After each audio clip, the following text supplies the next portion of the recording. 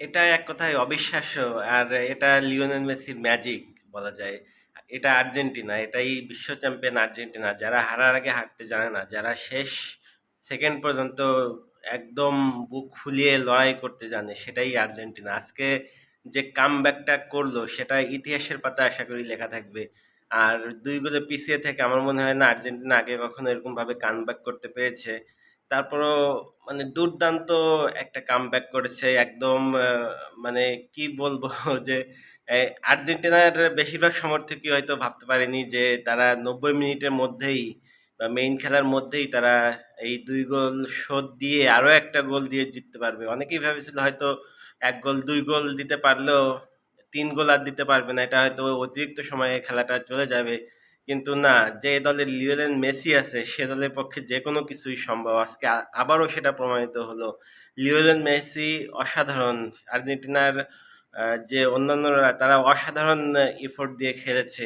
তারপরও আর্জেন্টিনার অনেক দুর্বলতা আছে।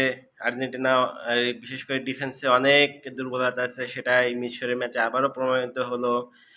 তারপর এই কেবো ভার্দের যে খেলা সেখানেও আর্জেন্টিনার ডিফেন্সের দুর্বলতা প্রকাশিত হয়েছিল।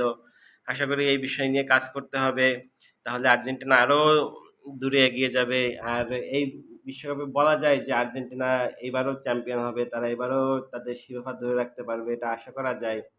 এখন আসলে মানে